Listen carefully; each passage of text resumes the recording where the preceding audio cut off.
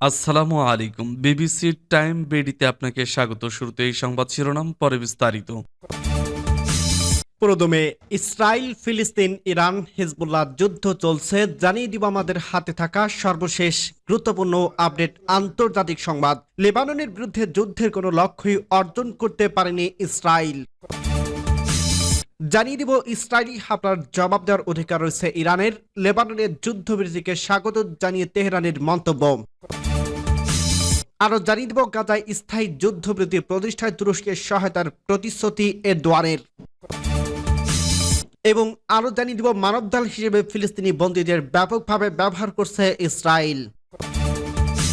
এদিকে মধ্যপ্রাচ্যের মানচিত্র বদলে ইসরায়েলি মতিভ্রম জোরবার হয়েছে লেবাননের যুদ্ধবিরতির প্রসঙ্গে হামাসের মন্তব্য। সর্বশেষ জানিয়ে দিব পাকিস্তানে ইমরান খানের 1000 সমর্থক গ্রেপ্তার। শুনছিলেন সংবাদ শিরোনাম, এরপর বিস্তারিত। তার আগে অনুরোধ থাকবে, ভিডিওটি যদি ভালো লেগে থাকে ভিডিওটিতে একটি লাইক এবং কমেন্ট করে জানিয়ে দিন ভিডিও সম্পর্কে আপনার মূল্যবান মতামত, এবং আরো কমেন্ট করে জানিয়ে দিন ভিডিওটি আপনি কোথা থেকে দেখছেন এবং শুনছেন। লেবাননের বিরুদ্ধে যুদ্ধে কোনো লক্ষ্যই অর্জন হয়নি ইসরায়েলের। ইসলামিক লিবারেশনারি গার্ডস কর্পসে আইআরজিসির commander major general Hossein Salami ইসরায়েলকে অপমানজনক পরাজয়ের জন্য হিজবুল্লাহকে স্বাগত জানিয়েছেন। তার মতে তেল আবিব সরকার লেবাননের বিরুদ্ধে যুদ্ধে কোনো লক্ষ্য অর্জন করতে পারেনি। 14 মাস যুদ্ধের পর বুধবার ইসরায়েল ও হিজবুল্লাহর মধ্যে একটি যুদ্ধবিরতি চুক্তি কার্যকর হয়, যাকে নিজেদের অর্জন হিসেবে দেখছে আইআরজিসির প্রধান। যে কারণে বৃহস্পতিবার এক বিবৃতিতে হিজবুল্লাহর মহাসচিব শেখ নাইম কাসেমকে অভিনন্দন জানান তিনি। আইআরজিসির প্রধান বলেন, লেবানিজ ফ্রন্টের যুদ্ধবিরতির হলো ইহুদিবাদী শাসকের জন্য একটি কৌশলগত এবং অপমানজনক পরাজয়, যার মনে হিজবুল্লাহর বিরুদ্ধে যুদ্ধে তার কোনো খারাপ লক্ষ্য এবং উচ্চ আকাঙ্ক্ষা অর্জনের কাছাকাছি আসতে পারেনি, এমনকি একটি গাজা যুদ্ধ শেষ করার জন্য আরেকটি যুদ্ধবিরতির সূচনা চিহ্নিত করে। সালামি আরো বলেন, ইসরায়েল যুদ্ধবিরতি মেনে নেওয়ার কারণে হিজবুল্লাহর ক্ষেপণাস্ত্রের বাঁধের নিচে ছিল, যা শাসকদের ঘাঁটি এবং কৌশলগত স্থানগুলি লক্ষ্য করছিল। তেল আবিব এবং তার সমর্থকদের জন্য যেটি একটি বার্তা ছিল। তিনি আরো বলেন, নিঃসন্দেহে এই মহান বিজয়, যা শহীদদের বিশুদ্ধ রক্ত, লেবাননের জনগণের ধৈর্য এবং স্থিতিস্থাপকতা এবং যুবক ও হিজবুল্লাহর আদম্য সাহস এবং আত্মত্যাগের কারণে অর্জিত হয়েছে। ইসলামের ইতিহাসে একটি বড় অগ্রগতি হিসেবে বিবেচিত হবে এটি। পশ্চিম এশিয়ার জায়নবাদীদের বিরুদ্ধে উন্মাদ সংগ্রাম। ইসরায়েলি হামলায় জবাব দেওয়ার অধিকার রয়েছে ইরানের। ইরানের পররাষ্ট্রমন্ত্রী আব্বাস আরাকচি বলছেন, ইরান ইসরায়েলি সাম্প্রতিক বিমান হামলার প্রতিক্রিয়া জানানোর অধিকার সংরক্ষণ করে। বুধবার 27 নভেম্বর। তবে তিনি আরো উল্লেখ করেন, এই অঞ্চলের সামগ্রিক পরিস্থিতি ইরানের সিদ্ধান্ত প্রভাব ফেলবে। ব্রিটিশ বার্তা সংস্থা রয়টার্স এ খবর জানিয়েছে। পর্তুগালের রাজধানী লিসবনে এই সংবাদ সম্মেলনে আরাকচি বলেন, লেবাননে ইসরায়েল এবং হিজবুল্লাহর মধ্যে মঙ্গলবার স্বাক্ষরিত যুদ্ধবিরতি চুক্তিকে স্বাগত জানায় ইরান। তিনি আশা প্রকাশ করেন যে এই যুদ্ধবিরতি দীর্ঘস্থায়ী শান্তির পথ খুলে দেবে। যুক্তরাষ্ট্র এবং ফ্রান্সের মধ্যস্থতায় বুধবার কার্যকর হওয়া এই যুদ্ধবিরতির বিষয়ে আরাকচি বলেন, এটি ইসরায়েল ও ইরানের মধ্যে উত্তেজনা কমাতে সহায়ক হবে কিনা তা নির্ভর করছে ইসরায়েলের আচরণের উপর। তিনি আরো বলেন, ইসরায়েল সাম্প্রতিক আগ্রাসনের প্রতিক্রিয়া জানানোর অধিকার আমরা সংরক্ষণ করি। আমরা এই অঞ্চলের সব পরিস্থিতি বিবেচনায় নিচ্ছি। গত 26 অক্টোবর ইসরায়েলে ইরানের কয়েকটি স্থাপনায় বিমান হামলা চালায়। এর আগে 1 অক্টোবর ইরান থেকে ইসরায়েলি দিকে ক্ষেপণাস্ত্র হামলা চালানো হয়, যার জবাবেই ইসরায়েলি এ আক্রমণ। ইরানের সর্বোচ্চ নেতার উপদেষ্টা আলীর লারিজানি সম্প্রতি বার্তা সংস্থা তাসনিমকে দেওয়া এক সাক্ষাৎকারে বলছে, ইরান ইসরায়েলের প্রতি প্রতিক্রিয়া জানানোর প্রতিশ্রুতি নিচ্ছে। ইরানের পক্ষ থেকে সামগ্রিক পদক্ষেপ নেওয়া হবে কিনা তা নিয়ে এখনো স্পষ্ট কোনো ঘোষণা দেওয়া হয়নি। তবে সাম্প্রতিক হামলা ও যুদ্ধবিরতির প্রেক্ষিতে এই অঞ্চলের স্থিতিশীলতা নিয়ে নতুন আশঙ্কার সৃষ্টি হয়েছে। গাজায় স্থায়ী যুদ্ধবিরতি প্রতিষ্ঠায় তুরস্কের সহায়তার প্রতিশ্রুতি।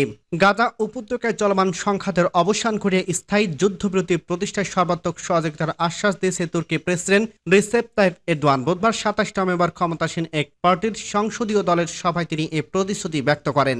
এরদোয়ান লেবানন এবং ইসরায়েলের মধ্যে কার্যকর হওয়া যুদ্ধবিরতিকে স্বাগত জানিয়ে আশা প্রকাশ করেন, সংশ্লিষ্ট সব পক্ষ, বিশেষ করে ইসরায়েল, শান্তি বজায় রাখার দায়িত্ব পালন করবে।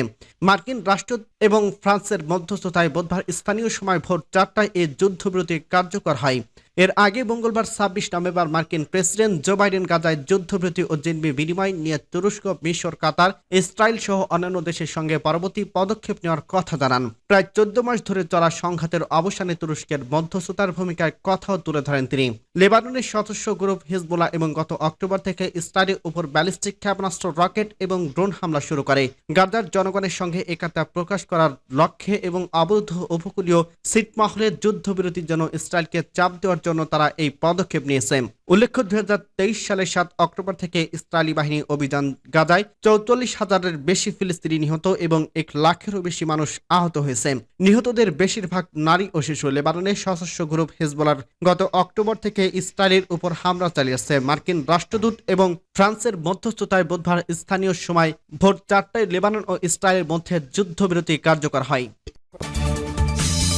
মানবঢাল হিসেবে ফিলিস্তিনি বন্দীদের ব্যাপকভাবে ব্যবহার করছে ইসরায়েল, তদন্তে উন্মোচিত মন্তব্য।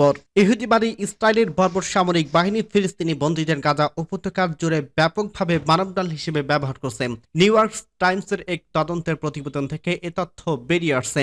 নিউ ইয়র্ক টাইমস গতকাল বুধবার পলিটজার পুরস্কার বিজয়ী সাংবাদিকদের নটান এডেন হাইমারের একটি তদন্ত প্রতিবেদনে প্রকাশ করছে। এই সাংবাদিক বলেন, প্রতিরোধ আন্দোলন হামাসের ব্যবহার করা ট্রানেলে ফিলিস্তিনিদের পাঠানো বিষয়ে ইসরায়েলি সেনাদের কথা বলতে শুনে তিনি বিষয়টি তদন্ত করার সিদ্ধান্ত নেন। ইসরায়েলি সেনাদের উদ্ধৃত দিয়ে ওডেন হাইমার বলেন, সেনারা ফিলিস্তিনি বন্দীদের মানবঢাল হিসেবে ব্যবহার করছে। হামাসের সুড়ঙ্গে প্রবেশের আগে বিপজ্জনক এলাকাগুলো খোঁজ নিতে ইসরায়েলি বাহিনী ফিলিস্তিনিদের পাঠাচ্ছে এবং সেসব ভবনে বোমা পেতে রাখার ভয়ে ঢুকতে পারছে না। সেসব ভবনে আগে ফিলিস্তিনিরা পাঠানো হচ্ছে। পলিটজার পুরস্কার বিজয় এই সাংবাদিক বলেন, কিছুক্ষণ ফিলিস্তিনি বন্দীদের ইসরায়েলি বাহিনীর পোশাকে পরানো হয়েছে এবং অন্য ক্ষেত্রে ইসরায়েলি সেনাদের লাইভ ভিউ দেওয়ার জন্য তাদের সাথে বডি ক্যামেরা দেওয়া হয়েছে। এই বিরক্তিকর অনুশীলনের পেছনে একটি কারণ তুলে ধরে এডেন হাইমার বলেন, সামরিক বাহিনীর কুকুর ও মনুষ্যবিহীন যানের চেয়ে একজন মানুষ অনেক বেশি দক্ষতার সাথে কাজ করতে পারে। ফিলিস্তিনিদের এভাবে মানবঢাল হিসেবে ব্যবহার করার বিষয়ে নিউ ইয়র্ক টাইমস সাংবাদিকদের ইসরায়েলের অন্তত ১৬ জন সেনার সাথে কথা বলেন। তারা সবাই বলেন, ফিলিস্তিনিদের এভাবে অহরত ব্যবহার করা হয় এবং এগুলো এখন নিয়মিত ঘটনায় পরিণত হয়েছে। সূত্র পার্স টুডে। মধ্যপ্রাচ্যে মানচিত্র বদলের ইসরায়েলি নতিভ্রম চূড়ান্ত হয়েছে লেবানন যুদ্ধবিরতির প্রসঙ্গে হামাসের মন্তব্য। ফিলিস্তিনি ইসলামী প্রতিরোধ আন্দোলন হামাস বলছে, লেবাননের হিজবুল্লাহ আন্দোলনের সাথে দখলদার ইসরায়েলের যুদ্ধবিরতি চুক্তি যুদ্ধবাজ প্রধানমন্ত্রী বেঞ্জামিন নেতানিয়াহুর মধ্যপ্রাচ্যকে বদলে দেওয়ার স্বপ্ন ভেঙে চোরমার করে দিয়েছে। গতকাল টেলিগ্রাম চ্যানেলে দেওয়া এক বিবৃতিতে হামাস একথা বলছে। বিবৃতিতে সংগঠনটি বলছে, যুদ্ধবাজ প্রধানমন্ত্রী বেঞ্জামিন নেতানিয়াহু বল প্রয়োগের মাধ্যমে মধ্যপ্রাচ্যের মানচিত্রকে বদলে দেওয়ার যে ভ্রান্ত ধারণা পোষণ করছিলেন, লেবাননের সাথে যুদ্ধবিরতি চুক্তির মাধ্যমে তার সেই স্বপ্ন ও কল্পনা বিলাস চোরমার হয়ে গেছে। লেবাননে যে লক্ষ্য উদ্দেশ্য নিয়ে দখলদার বাহিনী আগ্রাসন শুরু করছিল তার কোনো কিছুই অর্জন করতে পারেনি তারা। হামাস আরো বলছে, প্রতিরোধ বাহিনীকে পরাজিত করা অথবা তাদেরকে নিরস্ত্রীকরণের বিষয়ে যে ভ্রান্ত আশা ছিল তার অবসান ঘটছে। বিবৃতিতে হামাস বলছে, লেবাননে ইসলামী প্রতিরোধ আন্দোলন অবরুদ্ধ গাজা এবং ফিলিস্তিনি প্রতিরোধ যোদ্ধাদের সমর্থনে যে গুরুত্বপূর্ণ ভূমিকা পালন করছে এবং সাবেক মহাসচিব সৈয়দ হাসান নাসরুল্লাহর নেতৃত্বাধীন হিজবুল্লাহর আন্দোলন যে ত্যাগ স্বীকার করছে, আমরা তার প্রশংসা করি। আমরা প্রার্থনা করি লেবানন এবং তার জনগণকে সর্বশক্তিমান আল্লাহর সমস্ত ক্ষতি এবং ত্রান্ত থেকে রক্ষা করবেন। মঙ্গলবার যুদ্ধবাজ প্রধানমন্ত্রী বেঞ্জামিন নেতানিয়াহু লেবাননের সাথে যুদ্ধবিরতি চুক্তিতে সই করেন। চুক্তি এরই মধ্যে বাস্তবায়ন হয়েছে। আশা করা হচ্ছে এর মধ্য দিয়ে লেবাননে ইসরায়েলি আগ্রাসন সম্পূর্ণ অবসান ঘটবে। যুদ্ধবিরতির ক্ষেত্রে মধ্যস্থতা করছে আমেরিকা এবং ফ্রান্স। সূত্র পার্স টুডে। পাকিস্তানে ইমরান খানের ১,০০০ সমর্থক গ্রেপ্তার। পাকিস্তানের সাবেক প্রধানমন্ত্রী ইমরান খানের মুক্তির দাবিতে রাজধানী ইসলামাবাদে গত কয়েকদিনে ব্যাপক বিক্ষোভ ও সংঘর্ষের ঘটনা ঘটছে। বিক্ষোভকারীদের আন্দোলন দমন করতে পাকিস্তান পুলিশ এবং অন্যান্য আইন শৃঙ্খলা বাহিনী প্রায় ১,০০০ পিটিআই দলের নেতাকর্মীকে গ্রেপ্তার করছে দাবি করছে ইসলামাবাদের পুলিশ। বুধবার ২৭ নভেম্বর এ তথ্য নিশ্চিত করে রাজধানী পুলিশ মহাপরিদর্শক আলী নাসির রিজভী। খবর আরব নিউজ।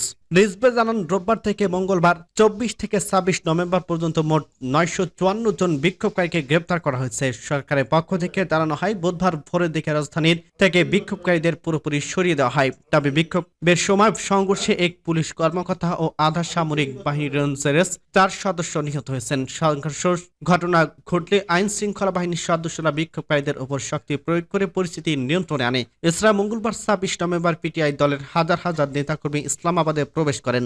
যদিও তাদের রাজধানীতে প্রবেশ নিষিদ্ধ ছিল, তারা ডি চক ইসলামাবাদ ডি চক এলাকায় একটি সমাবেশের পরিকল্পনা করছিলেন। তবে রেড জোনে প্রবেশ করার পর আইন শৃঙ্খলা বাহিনী তাদের বাধা দেয়। পুলিশ এবং সেনারা বিভিন্ন প্রতিবন্ধকতা তৈরি করে বিক্ষোভকারীদের থামানোর চেষ্টা করেন। অতিরিক্ত দমন পীড়নের মুখে বিক্ষোভকারীরা ছত্রভঙ্গ হয়ে পড়েন।